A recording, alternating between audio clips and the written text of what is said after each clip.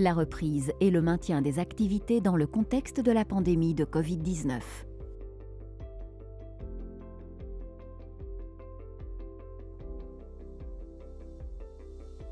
Quelles mesures prendre en compte pour une reprise sereine? Comment procéder? Suivre les consignes et mesures sanitaires de l'Office fédéral de la santé publique, OFSP, et du Secrétariat d'État à l'économie, SECO. Les documents indispensables du SECO. Aide-mémoire. Plan de protection. Organisation de la reprise des activités. Planification. Do, remise en route progressive. Check, contrôle et retour d'information. Acte, réajustement.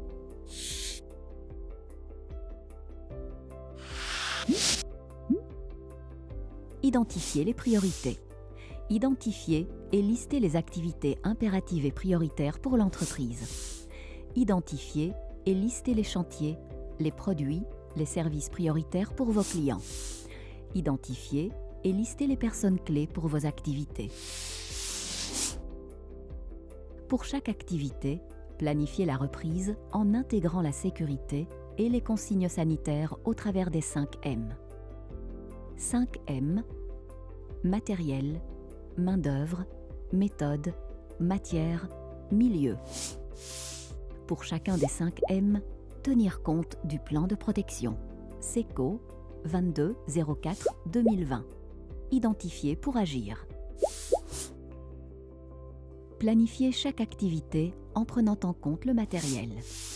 Les bâtiments, chauffage, eau, électricité, air comprimé, les machines, les équipements portatifs, les équipements de protection individuelle, EPI, le matériel informatique, les logiciels et les technologies de la communication et de l'information, TIC. Sécurité préventive, maintenance, réglage, nettoyage.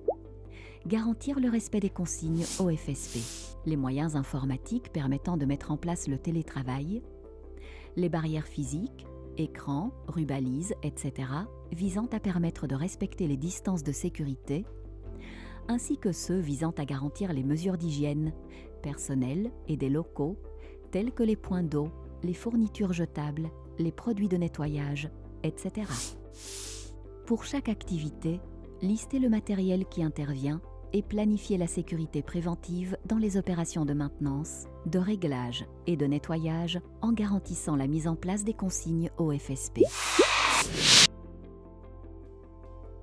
Planifiez chaque activité en prenant en compte la main-d'œuvre, les personnes et les interventions humaines.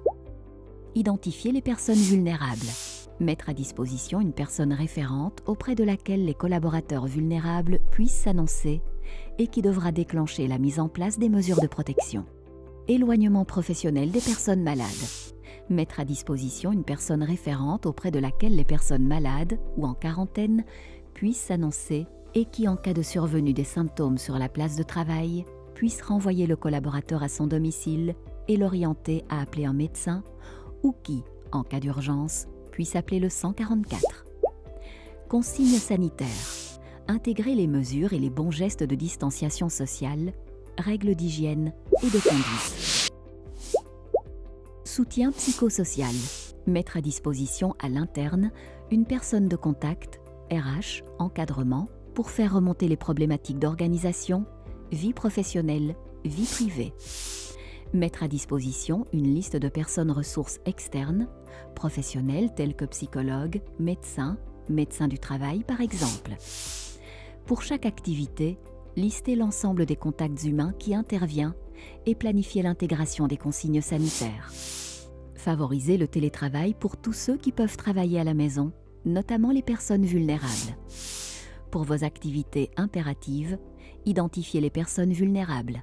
En cas d'impossibilité de télétravail, avec leur accord, garantir toutes les mesures de distanciation sociale, 2 mètres par rapport aux autres personnes, et d'hygiène sur la place de travail en tout temps.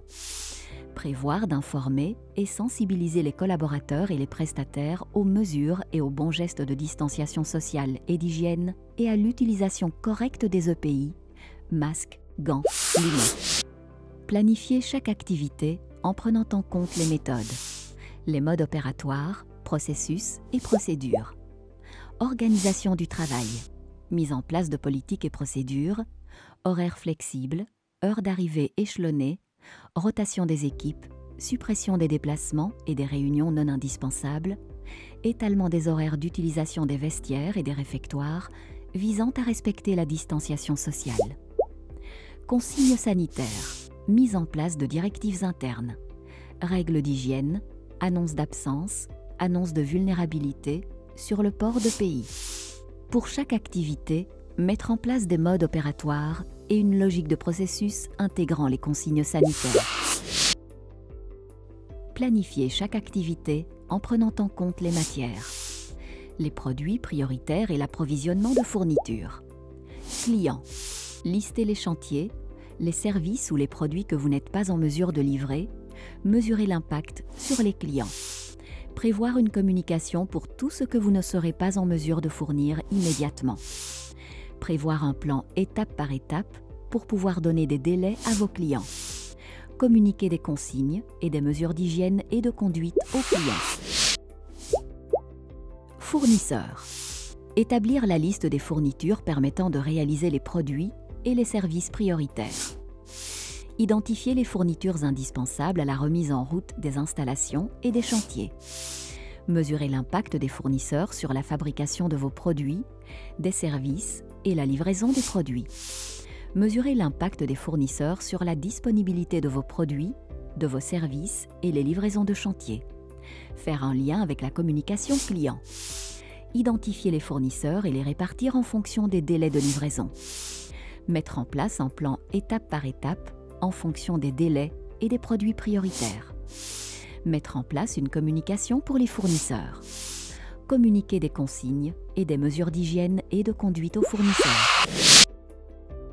Planifier chaque activité en prenant en compte le milieu, les conditions environnementales, chimiques, biologiques, le positionnement et le contexte. Consignes sanitaires. Ventiler les pièces régulièrement, au moins 4 fois par jour pendant 10 minutes.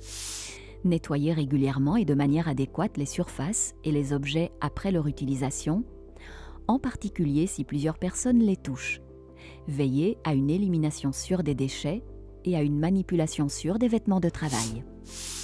Les milieux concernés sont ceux exposés à des contacts fréquents et divers. Les frigos, locaux sanitaires, vestiaires, restaurants d'entreprise, boutons des machines à café, des rampes, des guichets surface, interrupteurs, ascenseurs, poignées de porte, téléphones, claviers d'ordinateur pour les postes de travail partagés. Pour chaque activité dans les locaux de travail et sociaux, identifier les risques de contact étroit entre personnes et de contamination et planifier l'intégration des consignes sanitaires. Remise en marche et contrôle. Suite à l'étape de planification, pour chaque activité, élaborer ou compléter le plan de protection, identifier les lacunes et les ressources, établir les moyens essentiels, planifier l'exécution du plan de protection. Reprise par étapes pour détecter ou identifier ce qui n'a pas été planifié. Les insuffisances au niveau sécurité, les lacunes d'hygiène, les impacts sur la santé des collaborateurs. Les situations spécifiques, les situations à risque ou les activités hors processus. Les failles du redémarrage d'un point de vue technique. Les problèmes de production, d'approvisionnement et de vente. Communiquer aux collaborateurs et autres personnes concernées. Les priorités d'action. La planification des activités. L'organisation de la reprise d'activités par étapes en fonction des priorités et de la planification. L'instruction du personnel sur les consignes et mesures d'hygiène et de conduite. Réajuster les consignes. Mettre en place un quart d'heure sécurité, un point quotidien de quelques minutes d'information et d'échange sur la santé et sécurité. Nommer une personne référente qui fasse partie de la cellule de crise pour remonter les informations et les problématiques. Passer en revue l'ensemble des activités selon les 5 M et s'assurer que les mesures prises soient efficaces. Sinon, remanier la planification. Privilégier le télétravail pour les personnes dont le travail à distance est possible, particulièrement pour les personnes vulnérables. Anticiper une éventuelle prochaine vague d'épidémie par la mise en place d'une veille, en restant informé sur la situation. Les informations importantes sur Internet. Toujours rester informé. Consignes et mesures sanitaires. Office fédéral de la santé publique, OFSP, bag.admin.ch/bag/fr/home.html. Secrétariat d'État à l'économie, SECO, seco.admin.ch/seco/fr/home.html. État de Genève, ge.ch/lc/covid-19 et les numéros des hotlines. GE 0800 909 400, OFSP 058 463 0000. En résumé, ne pas improviser, planifier, communiquer en interne et en externe, remettre en question la pertinence et l'efficacité des mesures mises en place pour assurer une amélioration continue.